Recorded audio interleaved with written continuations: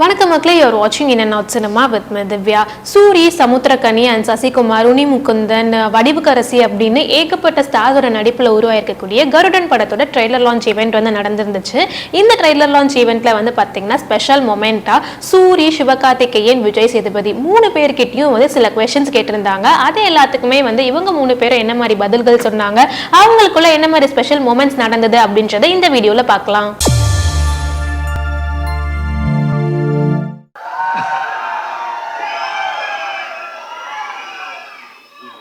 So இவ்வளோ நாள் இந்த பயணத்தில் இன்னைக்கு ஒரு பயங்கரமான ஒரு ஹீரோவா சூரியன் மாறி இருக்காரு. ஸோ சூரியனை தமிழ் சினிமாவோட ரொம்ப முக்கியமான 2 ஹீரோஸ் உங்க பக்கத்தில் இருக்காங்க. 2 பேர்ட்டு இருந்தும் ஒரு விஷயம் எடுத்துக்கணும் அப்படின்னா என்ன எடுத்துப்பீங்க? ஹீரோ சூரிய அவர்கள் சேதோன்ட்டு இருந்து ஒரு விஷயம் எடுத்துக்கணும், எஸ்கேன்ட்டு இருந்து ஒரு விஷயம் எடுத்துக்கணும்.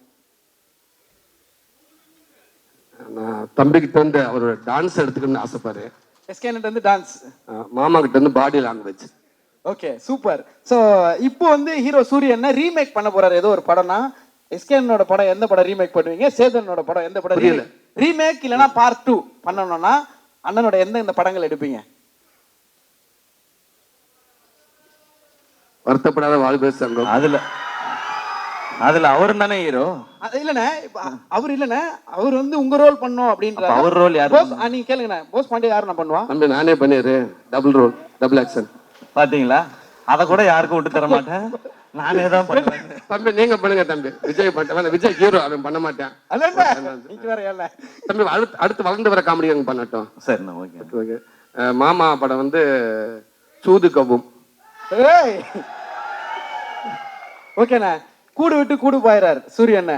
ஒரு நாள் எஸ்கேனோட பாடியில உடம்புல இருந்தீங்கன்னா என்னென்ன பண்ணுவீங்க? ஒரு நாள் சேதனோட உடம்புல இருந்தீங்கன்னா என்னென்ன பண்ணுவீங்க? போயிட்டு ஒரு 10 பிடி தம்பி உடம்புக்கு போண்டா ஒரு 10 பிடி சட்டை போல டக்குன்னு அட்வான்ஸ் வாங்கிட்டு வந்துருவேன். ஆமா, எல்லாம் ஒரு 2030 வரைக்கும் டேட் இருக்காது. எல்லாம் பெரிய அமௌண்ட் வாங்கி பேங்க்ல போட்டு நான் பாட்டுக்க போய் நறுக்குன்னு உட்காந்துக்கிறேன். மாமா உடம்புக்கு போண்டா இங்கேயும் அதே மாதிரி நிறைய பேர்ட்டு அட்வான்ஸ் ஆகணும் இல்லாம இந்திய பக்கம் போயிட்டு வளர்ச்சி பாம்பே பக்கம் ஒரு 10 சக்கை வாங்கிட்டு அப்படி ஆந்திவில் அமெரிக்கான என்ன மாமான்னு கேட்டு போற போக்கில் ஷாருக்கான வா மச்சான் சாப்பிடலாமான்னு கேட்டு அப்படி தீபிகா படிக்கணும் பார்த்துட்டு அவங்ககிட்ட 5 நிமிஷம் பேசிட்டு வந்துடுவேன். பேசிட்டு நம்ம வந்துருவோம். அதுக்கப்புறம் மறுநாள் இவங்க தான், நான் ஒரு நாள் தானே, அதுக்கப்புறம் இவங்க 2 பேர் தானே பாத்துக்கிற போறாங்க. ஏன்னா அதுக்கப்புறம் அவங்க பேச அவங்க பாடு.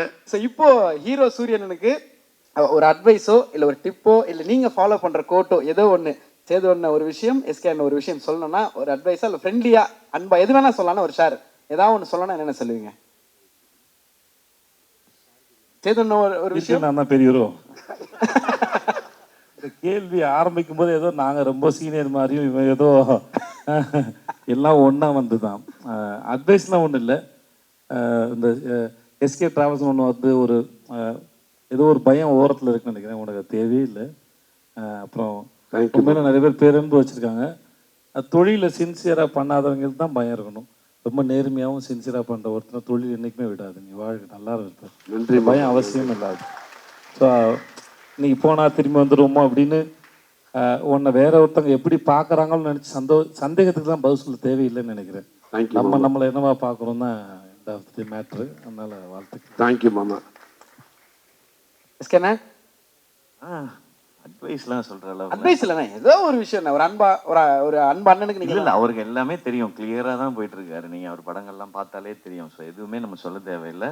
ஒரு விஷயம், எங்க 2 பேருக்கு ஏதாவது இல்லைடா, இப்போ சொல்ற நாடகம்லாம் வச்சு பார்த்தா ஏதோ நாங்க வந்து சின்னதா ஒரு பையன் வந்திருக்கான், அவனுக்கு ஏதோ அட்வைஸ் பண்ற மாதிரி இருக்கு. டேய் நீ யாரு சிவா தெரியும்ல? எனக்கும் தெரியும். இங்க பாருங்க, அதான் எனக்கும் அதான் புரியும். சைதாப்பேட்டையில வெண்ணிலா கபல் நடிக்கும் போது இரவு முழுவதும் தம் அடிச்சு பேசியிருக்கோம். நிறைய கதை சொல்லியிருக்கான். அவன் வாழ்க்கையே ஒரு நாள் படமாகனா கூட சுவாரஸ்யமா இருக்கும். இதுக்காக சொல்ல, நிஜமா அவன் லைஃப் வந்து ரொம்ப இன்ட்ரெஸ்டிங்கான ஜேர்னி அவனோடது. அதனால எங்க 2 பேருக்கும் இந்த இளைய தலைமுறைக்கு ஏதாவது அறிவுரை கொடுத்துட்டு போங்க.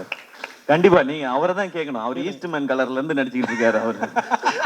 அவர் அண்ணன் இல்லண்ணே, நம்ம சொல்றேன் சின்ன குழந்தை நட்சத்திரமா அறிமுகமாகி தம்பி போஸ்ட் பண்ணி கூட இருந்திருக்காரு தம்பி.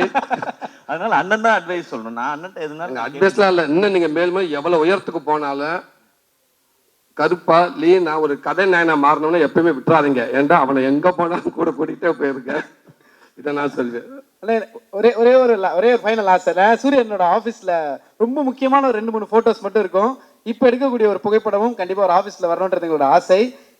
அந்த சைடு உங்களோட அன்பு மாமா, இந்த சைடு அன்பு தம்பி, ரெண்டு பேரும் உங்களுடைய அன்பை ஒரு அழகு முத்தமா சூரியனுக்கு ஒரே நேரத்தில் கொடுத்தீங்கன்னா அதை விட ஒரு ஸ்பெஷல் மொமெண்ட் எதுவும் இருக்காது. So photo to be framed please. சாதாரணமாக ஒரு ஃபோட்டோ எடுத்துப்போமா?